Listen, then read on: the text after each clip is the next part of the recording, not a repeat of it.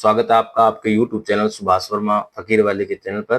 दोस्तों, कई दिनों से आज वीडियो शूट किया है तो और जो थंबनेल में आपने देखा है कि आपको मजदूर कार्ड की छात्रवृत्ति के फॉर्म भरते हुए किस बातों का ध्यान रखना चाहिए, आपकी स्कॉलरशिप क्यों रुकती है। तो फॉर्म स्टार्ट हुए करीब 1.5 महीना हो गया है।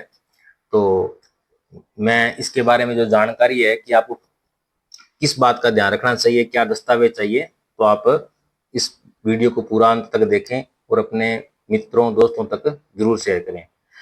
दोस्तों, मजदूर कार्ड क्या है, श्रमिक कार्ड क्या है, लेबर कार्ड क्या है, इसके बारे में ज्यादा जानकारी देने की जरूरत नहीं है। पहले भी मैं इसके बारे में 2-3 वीडियो अपलोड कर चुका हूं। अगर आपको किसी जानकारी आपको किसी दोस्त को चाहिए तो आप इस चैनल के पर जाकर के आप वीडियो देख सकते हैं। मजदूर कार्ड जो है वो बच्चे का माता या पिता दोनों में से एक का और दोनों का भी हो सकता है, लेकिन जो स्कॉलरशिप का फॉर्म है वो दोनों में से एक पर छात्रवृत्ति का फॉर्म आप भर सकते हो। 2025 के छात्रवृत्ति के फॉर्म जुलाई 2025 से स्टार्ट हो चुके हैं और ये 31 मार्च 2026 तक चलेंगे फॉर्म। कुछ परीक्षाएं जो बीए की सेमेस्टर वाइज हो रही है, तो इसकी वजह से ये फॉर्म है वो लंबे टाइम चलेंगे। और जिनके बच्चे कम से कम अब 6वीं 7वीं कक्षा के अंदर है, वो बच्चा फॉर्म है वो श्रमिक कार्ड पर भर सकता है। लड़के के 8,000 रुपये 6ठी क्लास के आने स्टार्ट हो जाते हैं। छठी के मेरे कहने का मतलब ये है कि जो बच्चा इस बार 7वीं कक्षा के अंदर है उसको स्कॉलरशिप 6ठी क्लास की मिलेगी। 6ठी क्लास में अगर लड़का है तो उसको 8,000 रुपये मिलेंगे, अगर लड़की है तो 9,000 रुपये मिलेंगे। आगे ये जो राशि है वो 1,000 रुपये बढ़ती जाएगी। करीब कक्षा 12 में अगर आपके 75% से ऊपर है तो आपको ये जो छात्रवृत्ति है 16,000 रुपये लड़की को और लड़के को 15,000 रुपये तक मिलती है। अगर आप फर्स्ट ईयर बीए करते हो तो 13,000, 15,000, 21,000, 23,000, एमए ऊपर जितनी भी क्लासें आप लंबी हाँ होनी रेगुलर चाहिए। आपकी जो क्लास आपकी जो कक्षा है वो रेगुलर होनी चाहिए। किसी पिछले साल का गैप नहीं होना चाहिए, प्राइवेट नॉन कॉलेजिएट नहीं होना चाहिए। रेगुलर फॉर्म होगा तभी आपको लेबर डिपार्टमेंट की स्कॉलरशिप है वो मिलेगी। तो इसके अंदर क्या दस्तावेज चाहिए, इसके अंदर एक श्रमिक कार्ड आपको लेना है, राशन कार्ड, आधार कार्ड बच्चे का, मजदूर का, और जन आधार कार्ड, बैंक खाता। अब बैंक खाता इसमें ये महत्वपूर्ण हो जाता है यहाँ पे कि बैंक खाता बच्चे का नहीं लगेगा। इसमें जिस नाम से श्रमिक कार्ड आपने बनवाया रखा है उसी का ही बैंक खाता लगेगा। नरेगा कार्ड और एक नियोजक प्रमाण पत्र या इसको बोलते हैं कार्य प्रमाण पत्र। अगर आपके नरेगा के अंदर 90 दिन पूर्ण नहीं हो रहे हैं तो आप जितने दिन नरेगा के अंदर पूर्ण हो रहे हैं तो वो आप नरेगा की रिपोर्ट लगाएं। बाकी जो दिन है आपने जहां कार्य किया है 365 दिन के अंदर, पिछले 365 दिन में, तो उसका प्रमाण पत्र आप लगाएं। इस नियोजक प्रमाण पत्र क्या होता है इसकी भी जानकारी मैं पहले यूट्यूब चैनल पर दे चुका हूं। अब दोस्तों, जो सबसे महत्वपूर्ण जो जानकारी है कि अपने जो पैसे है वो क्यों रुकते हैं, अपनी जो स्कॉलरशिप है वो रुकती है।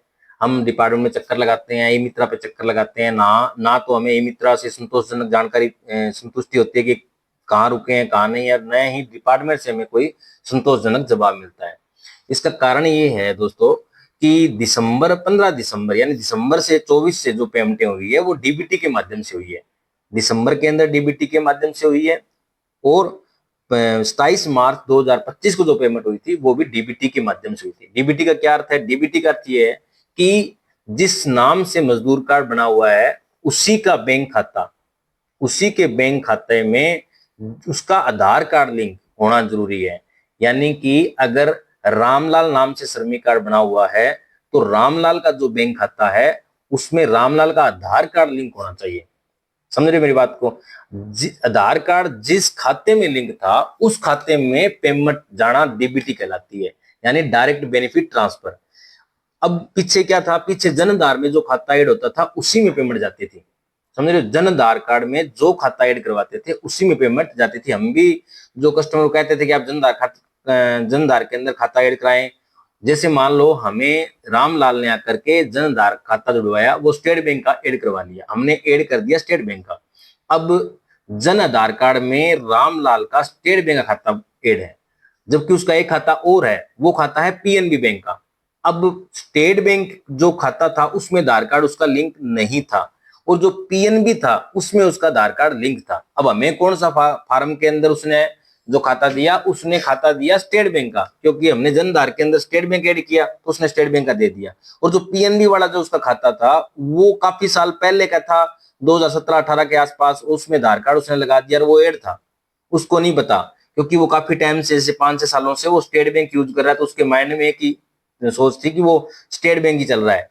ठीक है, तो अब जैसे पेमेंट हुई, पेमेंट जैसे ही हुई उसका क्या हुआ कि वो खाता स्टेट बैंक में पेमेंट नहीं आकर के पीएनबी बैंक वाले खाते में पेमेंट चली गई, या अब डाकघर के जो पोस्ट ऑफिस के खाते खुले थे उसमें भी आधार कार्ड लिंक काफी लोगों के हुए थे, वो पोस्ट ऑफिस वाले खाते में चली गई, तो लोगों को परेशानी हुई। अब कस्टमर जो देख रहा है वो स्टेट बैंक का खाता देख रहा है, क्योंकि पीएनबी वाले खाते को तो 7-8 साल हो गए, उसने बैंक जाकर ही नहीं देखा कि वो उसके हालात क्या है। तो अब पीएनबी बैंक वाले खाते बाद में पता किया तो पीएनबी बैंक वाले खाते के अंदर उसकी छात्रवृत्ति गई हुई मिली। ये तो हुआ कि जिस खाते में एड था उसमें पेमेंट चली गई। लेकिन अब क्या समस्या है कि काफी लोगों के आधार कार्ड बैंक खाते से लिंक थे, 2-3-6 महीने पहले तक जो खाते लिंक थे, अब बैंक ने एक रूल बना दिया कि आप उसकी ई केवाईसी कराओ, यानी जो आपका आधार कार्ड था वो इनएक्टिव हो गया। लेकिन कस्टमर 5-6 महीने पहले जो ई मित्रा पे जाकर के उसने 100-200 रुपए निकलवाए थे, उसके माइंड में चल रहा है कि हमारा खाता आधार कार्ड से लिंक है। ठीक है, लिंक है, लेकिन वो इनएक्टिव हो गया। इनएक्टिव का मतलब है वो लिंक था अब हट गया है। आप दोबारा बैंक जाएं, आप उसमें ई अंगूठा लगा करके ई केवाईसी कराएं, आधार कार्ड की नकल दें, फोटो दें, पैन कार्ड दें, ताकि वो खाता दोबारा एक्टिव हो आपका, यानी आधार कार्ड बैंक खाते से दोबारा एक्टिव हो, तब जाकर के फिर आप आवेदन लगाएं स्कॉलरशिप का। अगर मैं आपको सही बताऊं, अगर राजस्थान के अंदर लेबर डिपार्टमेंट के अंदर 2 साल हो गए जिनकी पेमेंटें, या तो खाता बंद था, पेमेंट आई, खाता बंद था, पेमेंट रिटर्न हो गई, पेमेंट यानी वापस चली गई, उनकी पेमेंट 2 साल हो गए अभी तक नहीं आई है। या किसका खाता जो दिसंबर के अंदर जो पेमेंट हुई उसके अंदर काफी लोगों के आधार कार्ड लिंक नहीं थे और वो पेमेंट फेल हो गई, डीबीटी फेल दिखा रहा है, जन सूचना पोर्टल में आप चेक कर लेना, वहां दिखाएगा डीबीटी फेल, वो पेमेंट आज तक उनकी नहीं हुई है, गवर्नमेंट उसकी सुध नहीं ले रही है। तो आप उससे पहले बचें, आप सबसे पहले अपने खाते से ई केवाईसी कराएं। ई मित्र, अगर आपको ज्यादा पता नहीं है, बैंक नहीं जाना चाहते, तो आप ई मित्र पर जाएं, कम से कम 100 रुपए जाकर के उसको बोलो कि उस खाते से 100 रुपए मेरा बायोमेट्रिक अंगूठा लगा करके निकलवा लीजिए। अगर आपके 100 रुपए निकल गए तो आप ये मानो आपका खाता बिल्कुल रेडी है, फिर आप आवेदन करने जाएं। ऐसी बात नहीं है कि जन आधार कार्ड के अंदर अब आपका खाता लगेगा नहीं, जन आधार कार्ड के अंदर वही खाता ऐड करवाएं जिस खाते में आपका आधार कार्ड लिंक है, वो खाता ही ऐड करवाएं जिसमें आपका आधार कार्ड लिंक है, या फिर जन आधार कार्ड वाला खाता खाते के अंदर आधार कार्ड बैंक में जाकर लिंक करवाएं, या तो बैंक में जाएं, बैंक में जाकर के जन आधार कार्ड वाला जो खाता है उसमें आधार कार्ड लिंक करवा लें, या बैंक वाला, बैंक में जो आधार कार्ड जिस खाते में लिंक है उस खाते को जन आधार कार्ड के अंदर ऐड करवा लें। जो आपको जैसा ठीक लगे, जो खाता एक्टिव बढ़िया चल रहा है उस खाते के अंदर उसी अनुरूप आप काम करवाएं, फिर आप छात्रवृत्ति का जो फॉर्म है वो अप्लाई कराएं। अब इसमें दूसरा ये है कि आप जो नए कस्टमर हैं वो छात्रवृत्ति का फॉर्म इस साल लगाने में कतरा रहे हैं कि पीछे की हमारी जो पेमेंट है वो कंप्लीट नहीं हुई है, आई नहीं है, यानी मार्च अप्रैल की पेमेंट बाकी है, वो पेमेंट नहीं आई है। तो दोस्तों आप फॉर्म अप्लाई करें, फॉर्म अप्लाई कर दें। अगर हो सकता है दीपावली के आसपास या सितंबर में या अगस्त लास्ट तक पेमेंट आ गई तो आपकी इस साल की पेमेंट और वो रुकी हुई पेमेंट दोनों साथ हो जाएगी। इससे आपको फायदा ये होगा कि आपको ज्यादा लंबे टाइम आपको इंतजार है वो नहीं करना पड़ेगा। तो मेरी आपसे एक बार पुनः अपील है कि अगर ये जो मैं आपको वीडियो जितने भी शेयर कर रहा हूँ, स्कीम, राजस्थान गवर्नमेंट योजना की जितनी भी योजनाएं हैं उनके वीडियो अपलोड कर रहा हूँ, मैं वही वीडियो अपलोड करता हूँ जिस योजना की मुझे संपूर्ण समय को जानकारी होती है और प्रैक्टिकल तौर पर जो मैं खुद को मुझे नॉलेज है वो ही वीडियो अपलोड करता हूं। तो आप दोस्तों इस जो हमारे यूट्यूब चैनल है उसको सब्सक्राइब करें, लाइक करें और अपने दोस्तों, मित्रों, रिश्तेदारों तक इस वीडियो को शेयर किया करो और कमेंट भी किया करो। मैं हर एक कमेंट का आपको रिप्लाई देता हूं और जो भी आपको समस्याएं हो वो आप लिखें। काफी जो है कस्टमर पूछते भी हैं, उनका बहुत बहुत धन्यवाद।